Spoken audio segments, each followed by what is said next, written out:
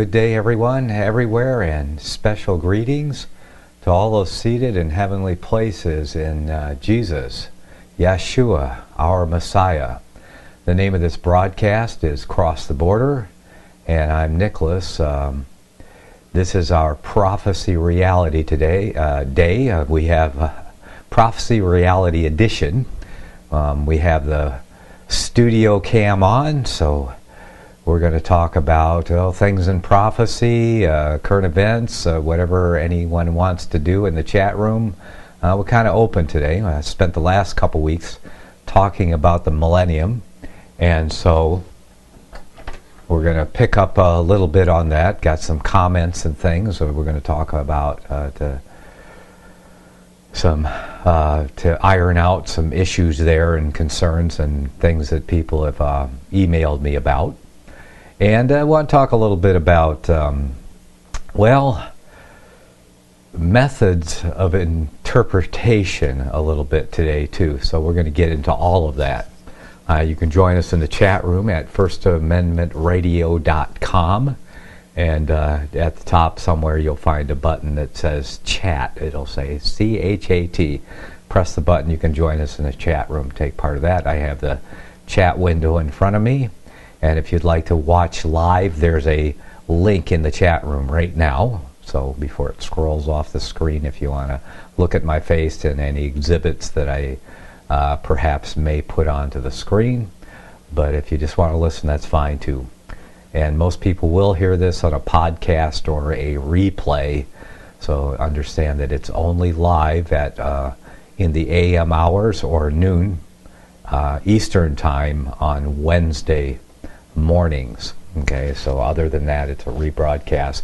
But to take part even in the rebroadcast, like I said, you can email me, go to my site, comment on the pages there and stuff, and comment on the show, and we'll include your comments or whatever if they're appropriate in the next broadcast, or if you have any questions or comments or anything like that. So welcome everybody who's in the chat room already, and anybody who shows up.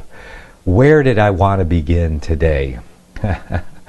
Really, I've been very busy, so I didn't really have a whole lot of time, but I've been looking at things over weeks.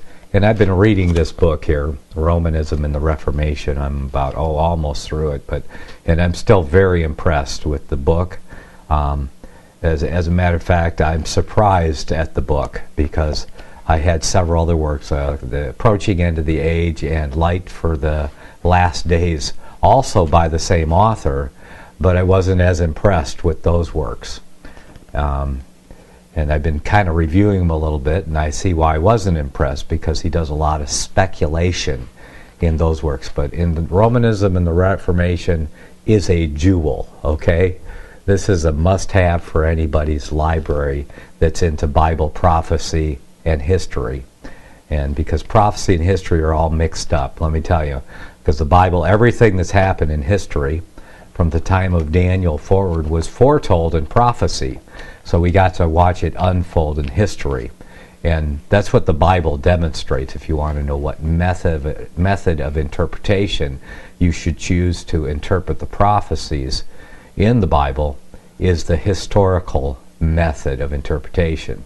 And that is you watch prophecy unfold in history, and when it fits, it fits. It fits very well. And also prophecy fulfilled is God's fingerprint on the Bible to verify that it is His work, because He sees everything from the beginning and the end to the end, and we shouldn't be surprised that if He can write about it in His in the book. You know, the book I have in this thing here. This is my Bible, my hard copy that I carry around. It's all there in the book, so we should be able to see things unfolding in prophecy. There are other methods of interpretation, like the futurists say they employ the strict literal interpretation, but I found that to be true, except when it doesn't uphold their outcome. Yeah, maybe that was a slip of the tongue there, that when I said it doesn't uphold their income. Yeah, maybe there's something to that too. because they write a lot of books and they make a lot of money on the futurists left behind, and all of that stuff has made some people just millionaires by pushing the futurist interpretation. But so they call themselves strict literal. So if they read something in the Bible, they try to interpret it and apply it as if they look around and say, where can I apply it right now? And they don't apply it to historically at all. Also, like I said, they throw out the strict literal when it comes to things like Daniel's 70th week and putting a gap in there. There literally is no gap in there. And even Chuck Missler agreed that upon the plain reading of the text, you would think that the 70 weeks are contiguous, he says, and I would agree with that statement. Upon the plain reading of the text, you would think. So the strict literal interpretation is that Daniel's 70 weeks are contiguous. There is no gap, okay? And you can't find one in the Bible anywhere. So I had a few things here, and so I highlighted them, so we should be able to get to them easy. Actually, even better than that, if you go to my website at crosstheborder.org, I did write an article here lately, and I'm going to put that on the screen too, so if you're tired of looking at my face, you can see that. Let's see. Press the right button. Oops, that was the wrong button. Producer, you're messing up. Okay, we press the right button now. And there we go. And I have the article. Go to my website, crosstheborder.org, and it's the last, I think it's the last posting there. Is that right? Yeah, that's right. It's the very top one. And it says the early church fathers were historicists. And it's an excerpt. Well, it's several excerpts from the book, Romanism and the Reformation by H. Grattan Guinness, and I have a picture of him as a young man, apparently, in the article there. And, you know, I continually hear, and you might want to use this to against your futurist friends out there who are always proclaiming, here's what they say, that the early church fathers were all futurists with only vague references. And that's what I mean. They only use vague references to the futurism of the early church fathers. But there is nothing vague in what H. Grattan Guinness reveals here. As a matter of fact, researching into it, I find that none of the early church fathers were futurists. None of them put a gap in Daniel's 70th week and put it off into the future. As a matter of fact, all the ones they quote, and there's only two that they really quote about Daniel's 70th week being future, they have the mistaken idea that Christ was going to return after 490 years, contemporary with them. So they thought that the 483 years unto Messiah the Prince, they were mistakenly thinking that was to the return of Christ. Okay, so you see the confusion there, and how even in the first century, many of the early church fathers got it dead wrong. And of course, we know that the 483 years was to the first coming of Christ, the Messiah, contemporary with the Gospels. Okay, so we know that was totally mistaken. And so when they use those quotes from those early church fathers who mistakenly believed that it was 483 years unto the second coming of Christ, taking a prophecy and totally putting it out of context, they were simply mistaken, and it doesn't uphold their what they're saying at all. So I have a great article on my website, and I might as well go through some of that. Let me open the article up here completely. For those of you just want to listen, I continually hear that the early church fathers were all futurists with only vague references. There's nothing vague in what H. Grattan Guinness reveals here. 1. The church fathers interpreted the four wild beasts of prophecy as representing four empires, and rightly so: Babylon, Persia, Greece, and Rome.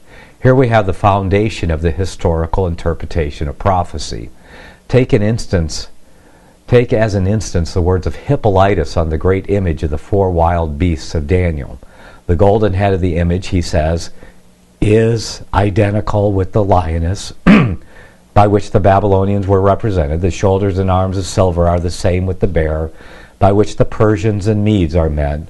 The belly and thighs of brass are the leopard, and we're talking about, of course, Daniel chapter 2 here. The belly and thighs of brass are the leopard by which the Greeks, who ruled from Alexander onward, are intended. The legs of iron are the dreadful and terrible beast by which the Romans, who hold the empire now, are meant.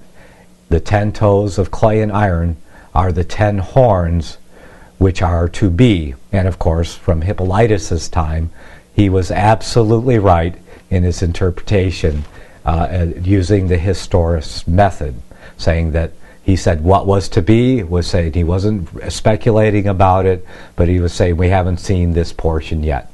So he's interpreting properly there, historically. He continues, the one other little horn springing up in their midst is the Antichrist, the stone that smites the image and breaks it in pieces, and that filled the whole earth is Christ, who comes from heaven and brings judgment on the world. This statement is remarkable for its clearness, correctness, condensation, and expresses the view held still by the historic school today. And H. Gratan Guinness writes that, and I agree with that statement completely. So we have a 1st century early church father absolutely stating the same interpretation as we interpret today, except what we have already seen come to pass, he says, is to be in the future. Hippolytus says in the treatise on Christ and Antichrist, rejoice, blessed Daniel, thou hast not been in error. All these things have come to pass. Already the iron rules. Already it subdues and breaks in pieces. Already it brings all the unwilling into subjection. Already we see these things ourselves. Now we glorify God, being instructed by thee. Number 2. The fathers held that the 10 horned beasts of Daniel and John are the same. As an instance, Irenaeus, in his book Against Heresies, says, John in the Apocalypse teaches us the 10 horns shall be which were seen by Daniel. Number 3, the fathers held the historic interpretation of the Apocalypse. As Eliot says, none of the fathers entertained the idea of the apocalyptic prophecy overleaping the chronological interval. Were it less or greater, antecedent to the consummation and plunging at once into the times of the consummation. Here, for example, commentary of Victorinus on the Apocalypse of John, writing toward the end of the 3rd century. This is the earliest commentary extant on the Apocalypse as a whole.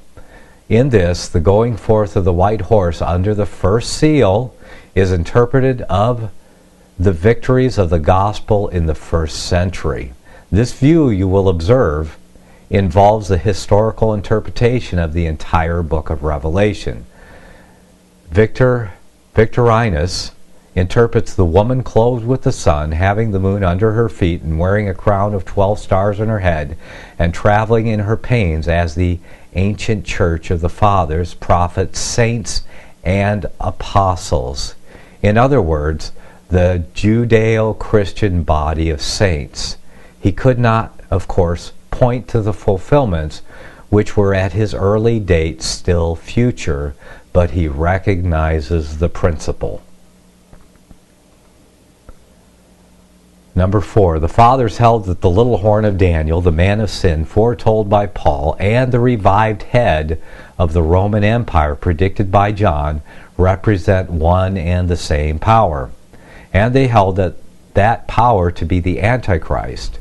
For example, Origen, in his famous book, Against Celsus, thus expresses himself After quoting nearly the whole of Paul's prophecy about the man of sin in 2 Thessalonians, which he interprets of the Antichrist, he says, "Since Celsus rejects the statement concerning Antichrist, as it is termed, having neither read what is said of him in the book of Daniel, nor in the writings of Paul, nor what the Savior in his Gospels has predicted about his coming, we must make a few remarks on this subject. Paul speaks of him who is called Antichrist, describing, though with certain reserve, both the manner and time and cause of his coming. The prophecy also regarding Antichrist is stated in the book of Daniel, and is fitted to make an intelligent and candid reader admire the words as truly divine and prophetic, for in them are mentioned the things relating to the coming kingdom, beginning with the times of Daniel and continuing to the destruction of the world." Jerome, in his commentary in the book of Daniel, says, with reference to the little horn, which has a mouth speaking great things, that it is the man of sin, the son of perdition, who dares to sit in the temple of God, making himself as God. 5. The Fathers held that the Roman Empire was the let, or hindrance, referred to by Paul in 2 Thessalonians, which kept back the manifestation of the man of sin. This point is of great importance. Paul distinctly tells us that he knew, and that the Thessalonians knew, what that hindrance was, and that it was then in existence. The early church, through the writings of the Fathers, tells us what it knew upon the subject, and with remarkable unanimity affirms that this let, or hindrance, was the Roman Empire as governed by the Caesars. That while the Caesars held imperial power, it was impossible for the predicted Antichrist to arise, and that on the fall of the Caesars he would arise. We have a point on which Paul affirms the existence of knowledge in the Christian church. The early church knew, he says, what this hindrance was. The early church tells us what it did know upon the subject, and no one in these days can be in a position to contradict its testimony as to what Paul had by word of mouth only told the Thessalonians. It is a point on which the ancient tradition alone can have authority. Modern speculation is positively impertinent on such a subject. What then was the view of the early church? Look at the words of Tertullian, quoting Thessalonians. He says, "Know ye now," he says, "now you know what detaineth that he might be revealed in his time. For the mystery of iniquity doth already work. Only he who now hinders must hinder until he be taken out of the way. What obstacle is there but the Roman state, the falling away of which, by being scattered into 10 kingdoms, shall introduce Antichrist? That beast, Antichrist, with his false prophet, may wage war on the church of God." Read the words of Chrysostom in his commentary on 2 Thessalonians. One may first naturally inquire, what is that which withholdeth? And after that would know why Paul expresses this so obscurely. He who now letteth will let until he be taken out of the way. That is, when the Roman Empire is taken out of the way, then he shall come. And naturally, for as long as the fear of this empire lasts, no one will readily exalt himself. But when that is dissolved, he will attack anarchy. He will attack the anarchy and endeavor to seize upon the government, both of men and of God. For as the kingdom before this were destroyed, that the Medes and the Babylonians, that of the Babylonians by the Persians, that of the Persians by the Macedonians, that of the Macedonians by the Romans, so will this be by Antichrist, and he by Christ. Oh, just beautifully laid out. Then Accounting for Paul's reserve in alluding to this point, he adds, because he says of the Roman Empire, he naturally only glanced at it and spoke covertly. For if he had said that after a little while the Roman Empire would be dissolved, they would now immediately have overwhelmed him as a pestilent person, and all the faithful as living and warring to this end. They would have gone after him as an instigator of treason. You know how the Roman Empire was. If he had spoke those words without veiling them somewhat.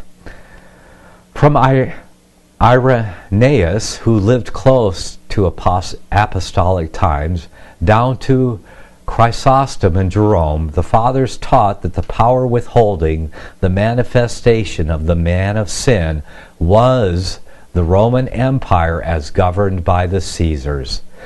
The fathers therefore belong to the historic and not the futurist school of interpretation.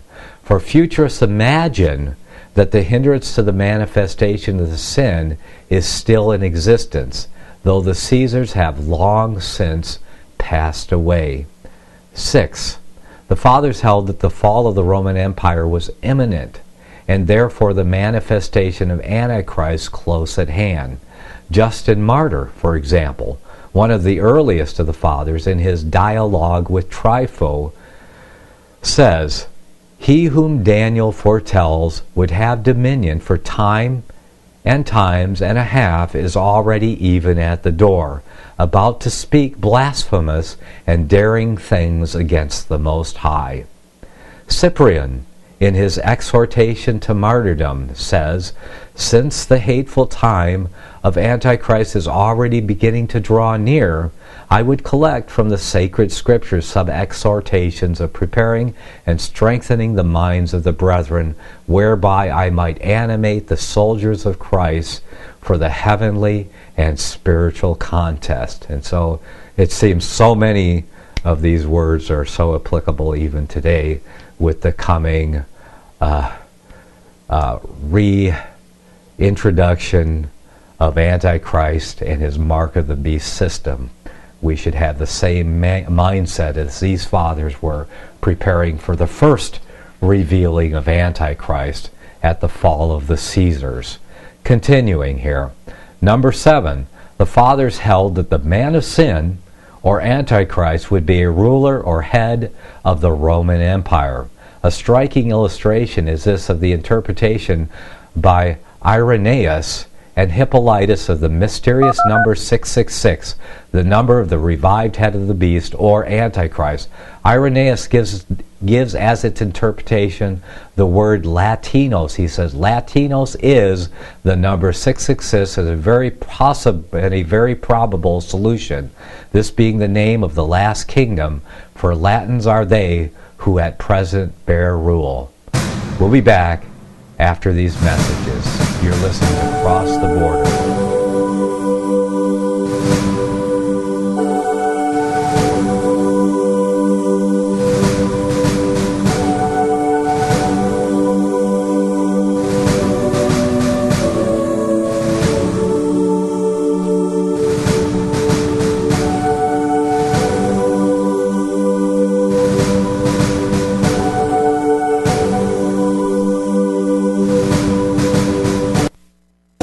You're listening to FirstAmendmentRadio.com worldwide. Freedom is never free. We need your support today at FirstAmendmentRadio.com.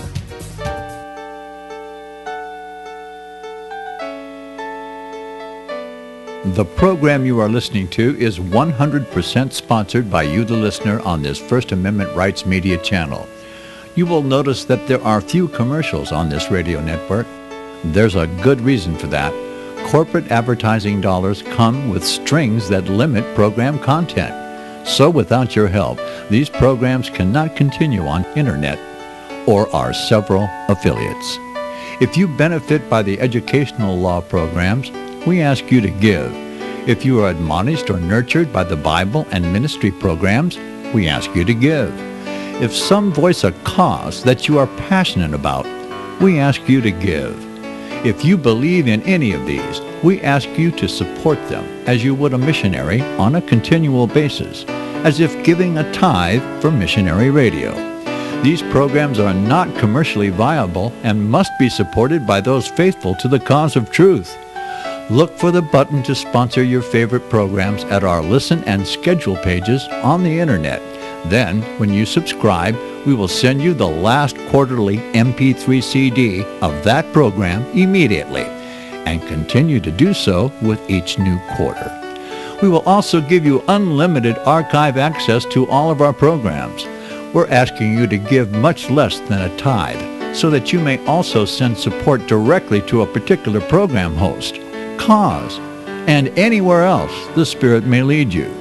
Do all to the glory of our God and Creator, for His holy nation, the only kingdom that will last forever.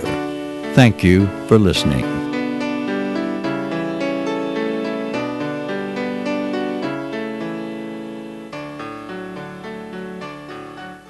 Gold and silver is tremendously undervalued. Global demand vastly exceeds mine supply by more than 60% annually. There is little in the financial world more certain than a coming explosion in the prices of gold and silver. The U.S. dollar continues to lose value and respect as the world's reserve currency. Our nation faces challenges on many fronts, and a day doesn't pass without another economist bringing forth warnings of impending economic calamity.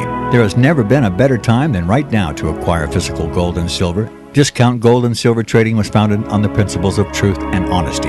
We believe in providing a quality product, quality service, and most importantly, competitive pricing. We provide all forms of precious metals, including American gold, silver, platinum, and rare investment and circulated coins. Silver bars, rounds, and 90% silver bags are on hand for the silver investor. Gold self-directed IRAs are available. Call Discount Gold and Silver Trading at 1-800-375-4188. Toll free, that's 1-800-375-4188.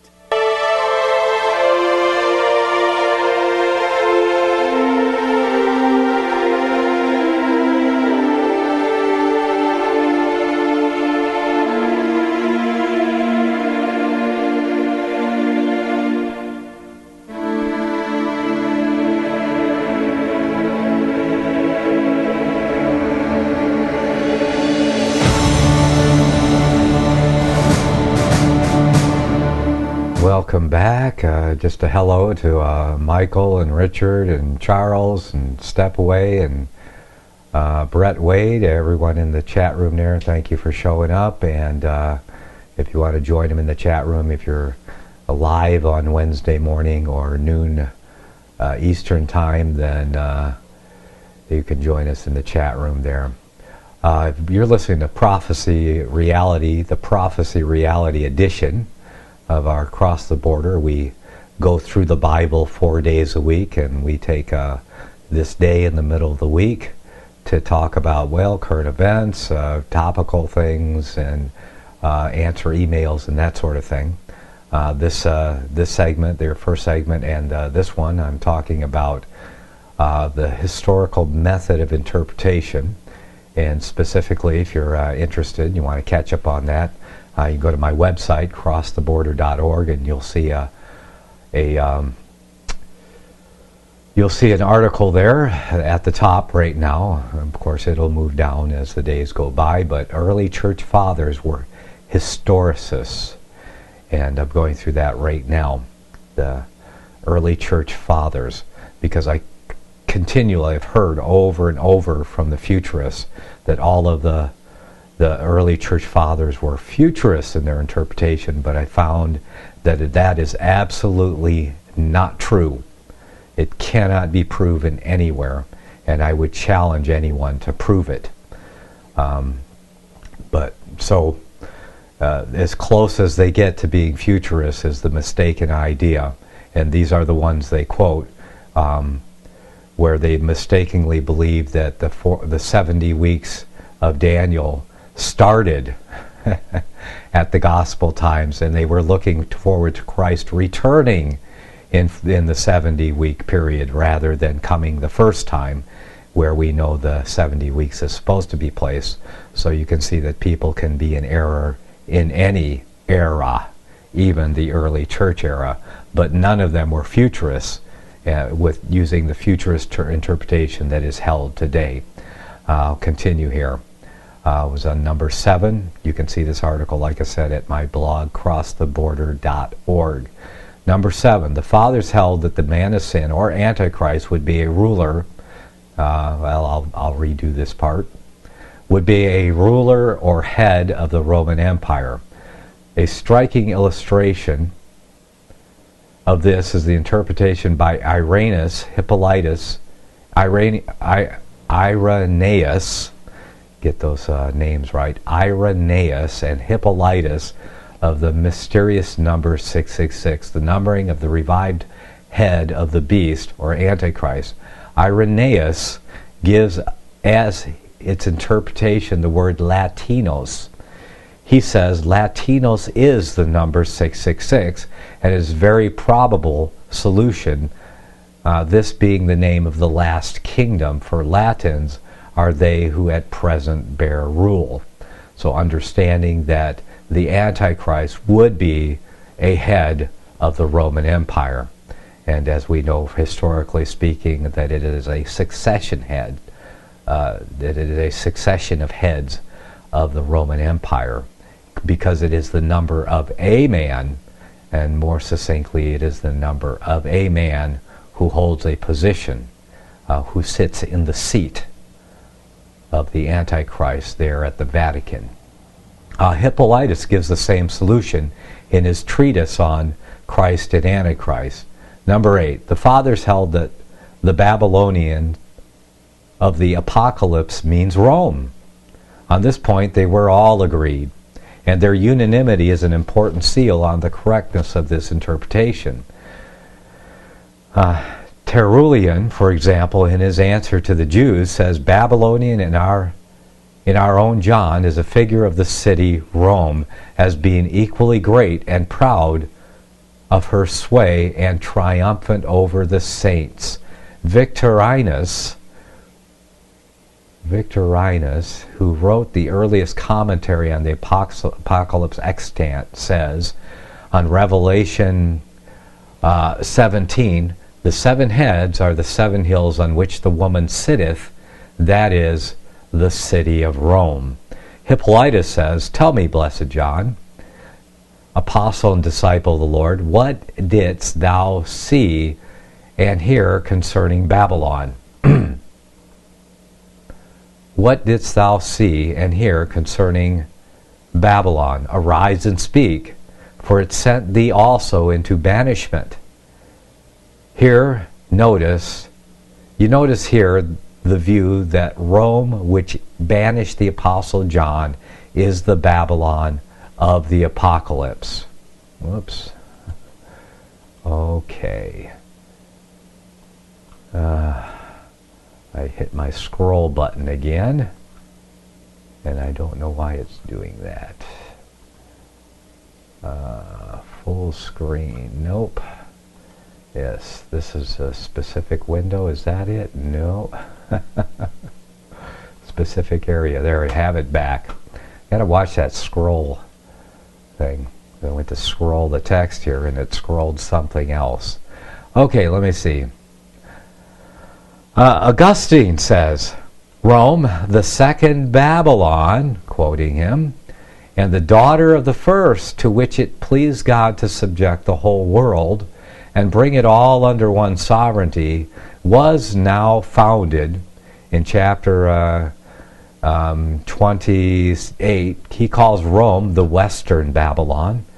In another chapter he says, it has not been in vain that this city has received the mysterious name of Babylon, for Babylon is interpreted confusion, as we have said elsewhere. So even Augustine, one of the early church fathers, equates Babylon and Rome, and it's very popular today. It's very popular today in America for people to call America Babylon, and I have a book called The End of America. The proposition is that America is the daughter of Babylon, and I reviewed that book, and if you search my blog, I think even if you put in your Google search engine. Maybe I'm going to try that right now and see if that actually works. See, book review. Yeah. Don't do this until I tell you that it works. End of America, yeah. End of America. I want to see book review End of America and see if it comes up here. Yeah. Oh yeah, it does. So if you put in book review End of America, you'll see, like number 6 down is my review of the book.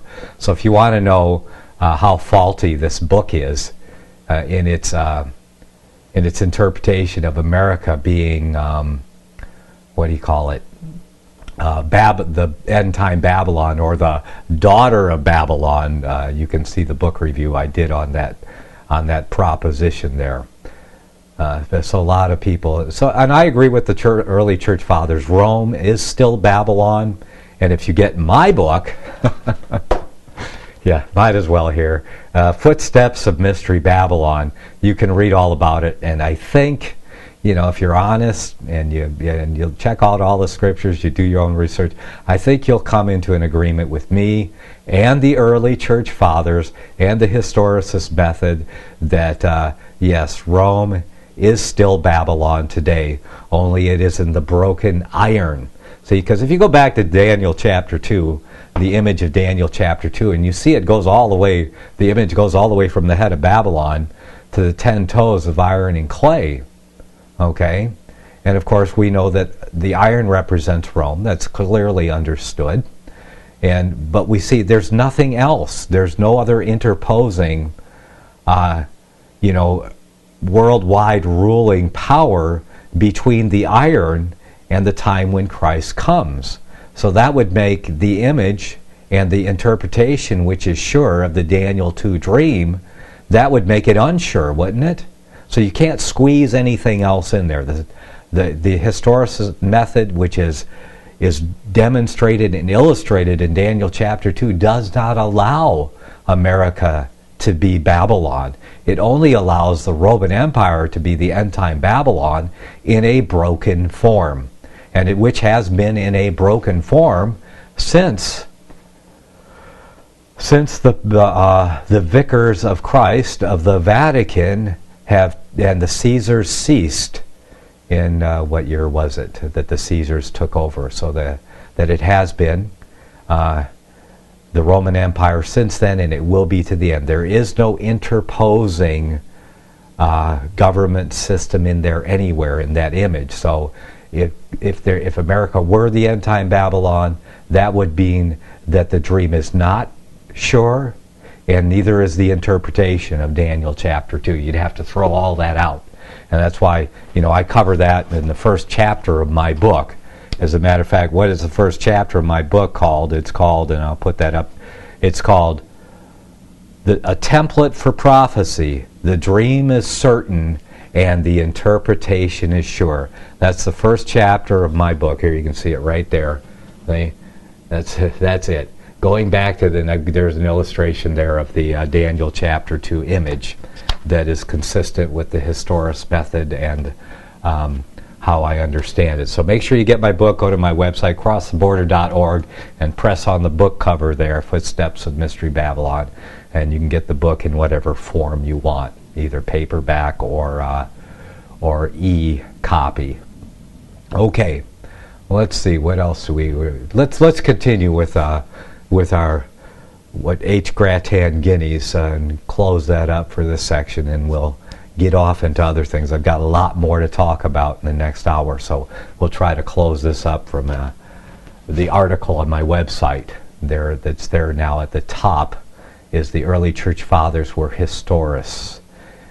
Okay, let's see. It is clear from these quotations, okay, we just read the Augustine quotation. It is clear from these quotations, and I'll put that on the screen and try not to mess it up this time. Okay. It is clear from these quotations that the fathers did not interpret the Babylon of the Apocalypse as meaning either the literal Babylon on the Euphrates or some great city in France or England, but as meaning Rome, and I will add, nor meaning some future kingdom like America. And if you want to know where America fits in the picture, get my book. There's some people that got it partly right, but if you want a better picture, you need to get my book of where America fits into the end time prophecy, because it does fit in, and America is mentioned in the book of Revelation. Absolutely, and I hope you'll agree with me on that after you thoroughly search out what I've written there. Okay, so it wasn't but meaning Rome, and it is still the interpretation of the historic school, even today, and it will be until Christ returns. Though for the last 800 years, and he's writing from the 19th century, 800 years, events have proved Babylon to represent Rome, not in its pagan, but in its papal form. Yes, and pay attention to what's going on with this latest Jesuit pope that's rising up now. The Vatican, in representing the Roman Empire in the final mystery Babylon form, is becoming very prominent in the world scene, and has been over the last couple hundred years, though hiding in the shadows. Okay, but you can get more information on that. Let's finish this up here. It should be noted that none of the fathers held the futurist gap theory. And this is H. Gratan Guinea's writing this, 150 years ago. It should be noted that none of the church fathers held the futurist gap theory, the theory that the book of Revelation overleaps nearly 18 centuries of history, plunging it once into the distant future. And see, that's the truth. Now, we have demonstrated, when you read Daniel chapter 2, we have demonstrated the historist method of nothing being overleaped from Daniel to the Messiah in Daniel chapter 2, in chapter 7 and 8, and then you go to chapter 11, nothing is overleaped, okay? Okay, so that is our precedent for it is demonstrated that the historist method, okay? To say that suddenly now we're going to overleap everything from New Testament times, going back to the first century, that we're going to overleap everything in history between that time and now, and that all of the rest of prophecy is only about this future 7-year period. So they want to squish the entire Revelation into this future 7-year period. They want to squish all of the prophecies of Daniel and the Old Testament and all of the Old Testament prophets off into this future 7-year period, and perhaps some short time leading up to it, maybe since the reestablishment in 1948 of Israel as a nation. They want to squish all of that, but they want to overleap everything between now and then, throwing out all of that history, saying, well, God did not write anything about that. But that's not the method of interpretation demonstrated. And so if you want to know how the revelation of John portrays the last 1900 years of history, 2,000 years, well, 1900 years of history, all you have to do is read, E.B. Elliott's Jorge Apocalypte, or stick around, because I think that Tom Fress is going to take it on next. So you don't want to miss that. It is a very difficult read. I have read it. If anyone's read his Jorge Apocalypte, you'll know how difficult and exhausting a read it is, because it is very thorough. He thoroughly exhausts every contention, every argument that could be put up against the historist method for the revelation, and he leaves no stone unturned. Like I said, it's a very exhaustive work. So if you can't read it yourself, and most people probably can't, because I found it difficult myself to read, at least follow along with Tom when he comes back. He's on a little vacation right now. We're doing some rebroadcasts for Tom, but when he comes back, I'm hoping, he has threatened to jump into E.B. Elliott's Jorge Apocalypte, so you'll want to stick around for that. We're almost finished with this article which I do want to finish this session here. So let's go back to that. Okay, so it should be noted that none of the fathers held the futurist gap theory, the theory that the book of Revelation overleaps nearly 18 centuries of Christian history, plunging it at once into the distant future and devoting itself entirely to predicting the events of the last few years of this dispensation. As to the subject of Antichrist, there was a universal agreement among them concerning the general idea of the prophecy. While there were differences as to details, these differences arising chiefly from the notion that the Antichrist would be in some way Jewish as well as Roman. It is true they thought that the Antichrist would be an individual man. Their early position sufficiently accounts for this. They had no conception, and could have no conception of the true nature and length of the tremendous apostasy which was to set in upon the Christian church. They were not prophets and could not foresee that the church was to remain 19 centuries in the wilderness. Through prolonged and bitter persecution under a success of nominally Christian but apostate rulers, filling the place of the ancient Caesars and emulating their anti-Christian deeds. Had they known these things, we may well believe their views would have completely harmonized with those of historic interpreters of later times. The fathers went as far as they could go in the direction in which the historical interpreters of these last days have traveled. Further, much that was dark to them in prophecy has become clear to the successors in the light of its accomplishment. That's the historical interpretation of prophecy. Prophecy unfolding in history. As it unfolds in history, it is revealed and we can see it clearly, because hindsight, as they say, is 20/20. Divine providence has thrown light, as it could not fail to do, on divine prediction.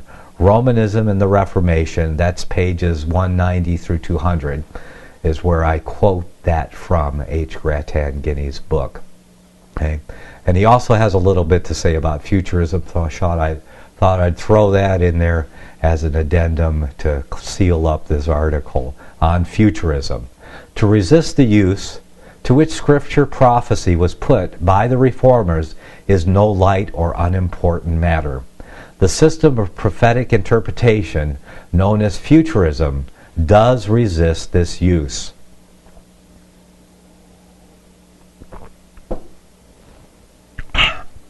It condemns the interpretation of the Reformers.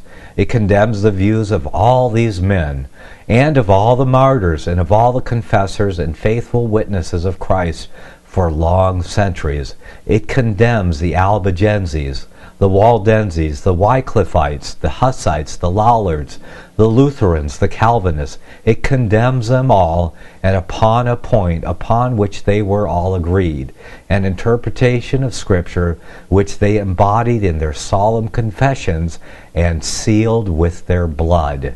It condemns the spring of their action, the foundation of the structure they erected. How daring this act, and how destitute of justification. What an opposition to the pillars of a work most manifestly divine. For it is no less than this. For futurism asserts that Luther and all the Reformers were wrong in this fundamental point, and whose interpretation of prophecy does it justify and approve? That of the Romanists. So their futurists are in total agreement with the Antichrist. And that article, like I said, can be found at my website, and it's called crosstheborder.org, Early Church Fathers Were Historicists, by H. Gratan Guiney. So definitely get that. And as we discuss, you're looking at the screen, you can see there's a picture of the cover of my book there. Click on that and get my book, and you can learn a little bit more about America. Well, we got only a few minutes. I'm not going to start anything else, but I will check the chat room to see what we got going here. Let's see. Hippolytus of Rome. Okay, they're just sticking with the discussion here.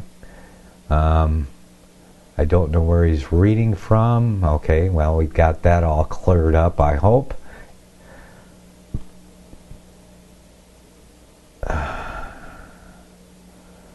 Okay, well, nobody's got any questions or anything in the chat room, so we'll put my face back on the screen here. And we're going to go into a break here and have a little music and then some news. And we'll be back in about 8 minutes, so go fill up your coffee cup, grab a snack or whatever that's going to get you through the next hour. And for those of you listening on YouTube or the podcast, make sure you click on that button to find the next hour. Also, go back and get the last 2 shows on the millennium. There's a lot of good information, and I'm going to address a few points that people have questioned me on and called me out on some of those videos and from those shows anyway. So we'll discuss some of the finer points, and some of the other listeners may have the same questions in their mind. I find that a lot of people have the same questions. So make sure you come back. Go to my blog, my website, crosstheborder.org. In the upper right-hand column there, you'll find a place to put your email address in there and subscribe to my blog. Nobody else is going to get your email address. That's all very secure, so you'll be notified. First, you'll get a password to view my protected videos, and you'll be notified every time I put a blog. I put a new posting on the blog, and at the most that might be twice a week, but usually not more than that. So you're not going to be inundated with 10 blogs a day or whatever. With 10 posts a day and kind of continually on the website. Plus, it also helps for the rating of my website and search engines and stuff. The more people that are posting stuff, use the share buttons there a lot. And if the Holy Spirit taps you on the shoulder and says maybe you ought to support this guy with some of your tithes and offerings, well, you can find out how to do that on my website, or you can contact me on the contact page, and I can help you out with that. Okay, here comes that break. We'll be back.